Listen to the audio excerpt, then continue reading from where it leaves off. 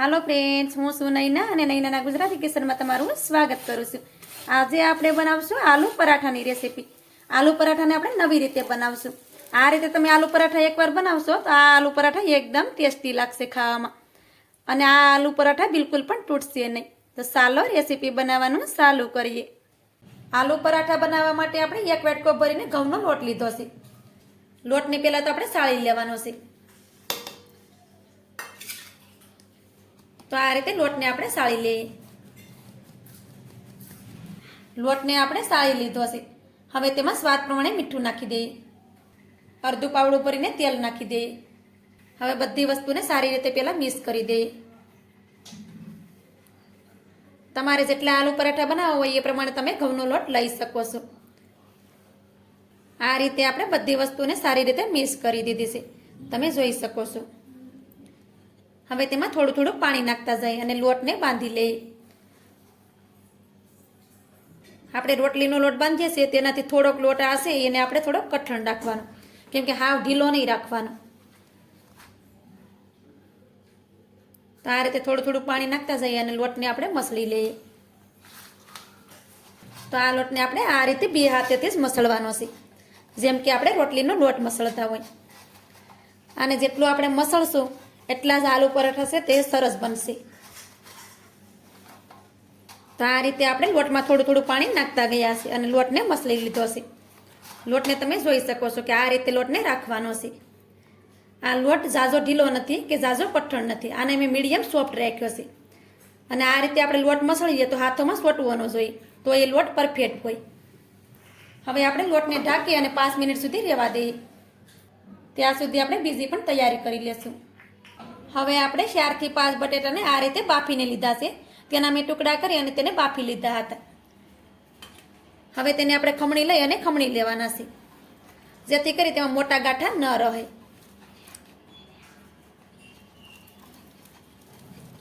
બટેટા તમે તમારા પ્રમાણે ઓછા કે વધુ કરી શકો છો.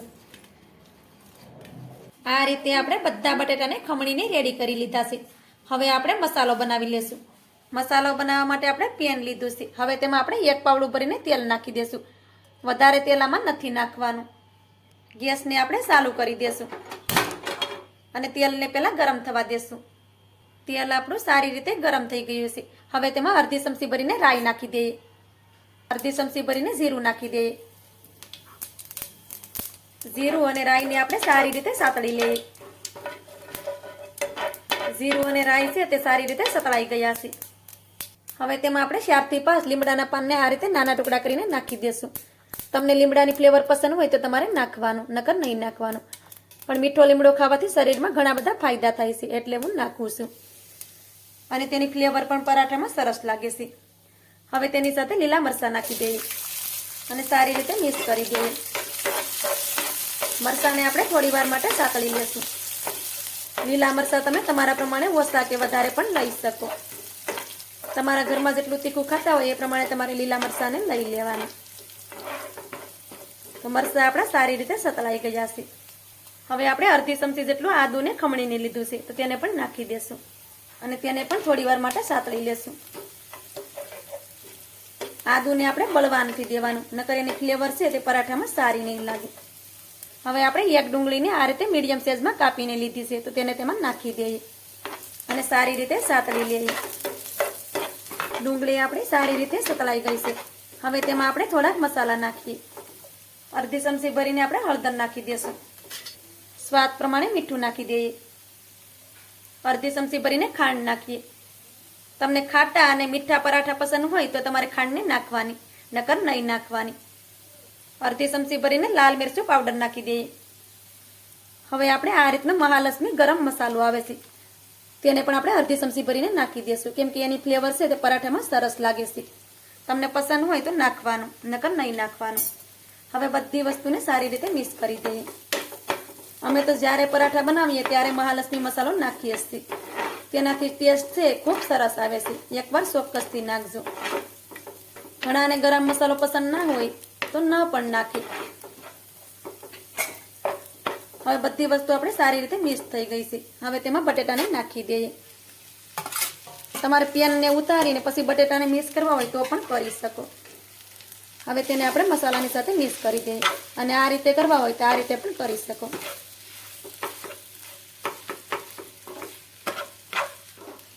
મસાલાને આપણે આવી રીતે મિક્સ કરી લીધો છે.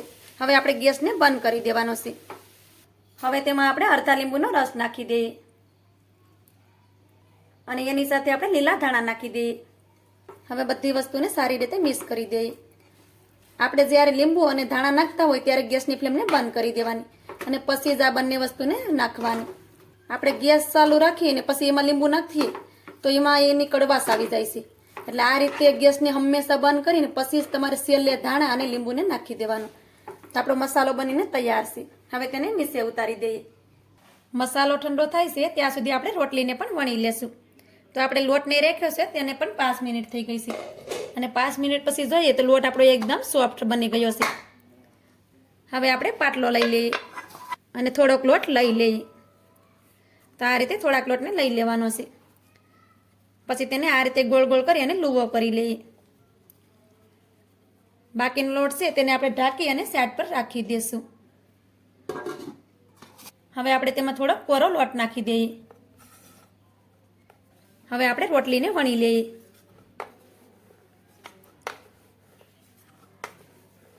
તો આ રીતે આપણે ફેરવતા જઈએ અને રોટલીને વણી લઈએ. તમને એમ લાગે કે રોટલી આપણી સોટે સપાટ લાવી તો થોડોક લોટ પાછો નાખી દેવાનો અને રોટલીને વણી લેવાની.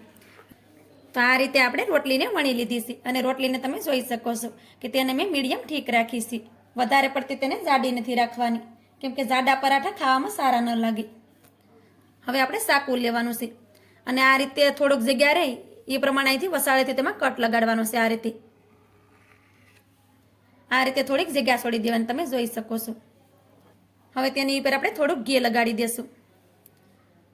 તમારે તેલમાં પરાઠા બનાવવા હોય તો તમે તેની ઉપર તેલ પણ લગાડી શકો. તો આ રીતે બધી રોટલીમાં ઘીને લગાડી દેવાનું. પરાઠા છે તે ઘીમાં ખાવામાં સરસ લાગે છે. તો આપણે રોટલીમાં ઘીને લગાડી દીધું છે. હવે આપણે તેમાં મસાલો નાખવાનો છે. તો આપણે એટલી જગ્યા છે તેને છોડી દેવાની છે કેમ કે આ બાજુ આપણે નથી નાખવાનો મસાલો અને તેને કિનારે પણ આપણે મસાલો નથી નાખવાનો. તેનું ખાસ ધ્યાન રાખવું. કિનારેથી આપણે થોડોક મસાલાને આ રીતે સેટો જ રાખવાનો છે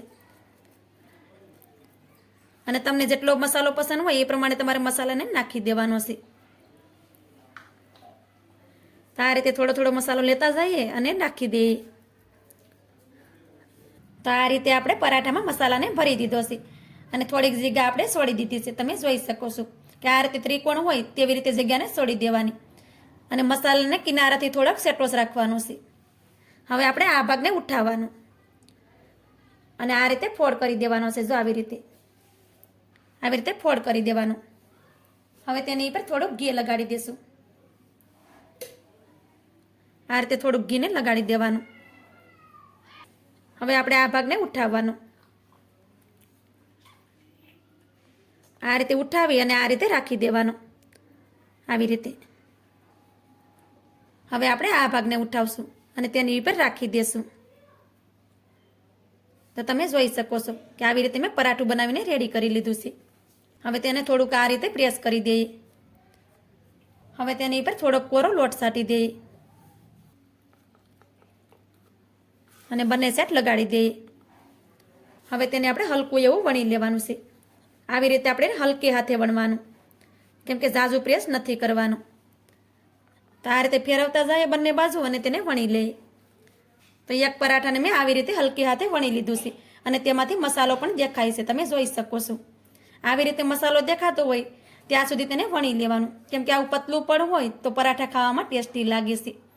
પરાઠાને તમે જોઈ શકો છો કે કેટલું સરસ મેં તેને વણી લીધું છે અને તેમાંથી મસાલો પણ દેખાય છે. હવે આપણે આવી જ રીતે બધા પરાઠાને વણી અને પહેલાં રેડી કરી લઈએ. આવી જ રીતે મેં બધા પરાઠાને વણીને રેડી કરી લીધા છે. પરાઠાને તમે જોઈ શકો છો કે બંને સાઈડથી તેમાં મસાલો દેખાય છે. આવી રીતે મસાલો દેખાય તો જ પરાઠા છે તે ખાવામાં ટેસ્ટી લાગે છે. તો પરાઠાને વણી અને મેં આ રીતે અલગ અલગ રાખ્યા છે જેથી કરી એકબીજા સાથે ચોટે નહીં. હવે આપણે પરાઠાને શેકી લઈએ. પરાઠાને શેકવા માટે આપણે તવાને ગેસ પર રાખી દીધો છે. તો થોડી વાર માટે તેને ગરમ થવા દઈએ. તવો આપણો સારી રીતે ગરમ થઈ ગયો છે. આ રીતે શેક કરી લેવાનું. તો આપણને ખ્યાલ આવી જશે કે તવો હશે તે આપણો સરસ ગરમ થઈ ગયો છે. હવે તેમાં થોડું ઘી નાખી દઈએ અને આ રીતે ફેલાવી દઈએ. હવે તેની ઉપર પરાઠાને રાખી દઈએ. થોડી વાર માટે તેને એક સાઈડમાં શેકાવા દઈએ. પરાઠાને આપણે એક સાઈડમાં થોડી વાર માટે શેકી લીધું છે.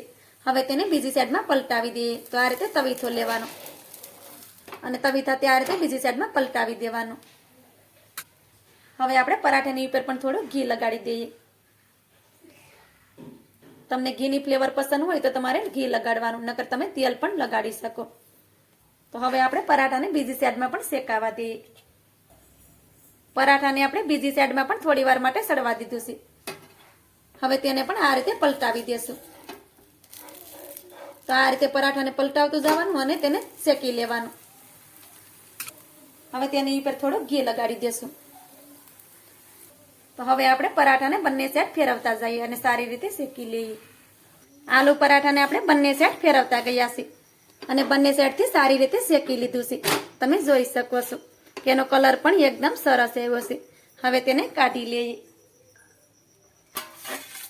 હવે આપણે આ જ રીતે બધા આલુ પરાઠાને શેકીને રેડી કરી લઈએ. આ જ રીતે આપણે બધા આલુ પરાઠાને શેકીને રેડી કરી લીધા છે.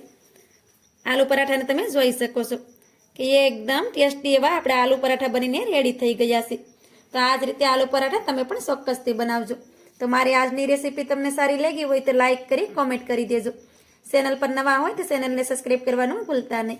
તો મળીએ એક આવી જ નવી રેસીપીની સાથે. ત્યાં સુધી બધાને જય માતાજી.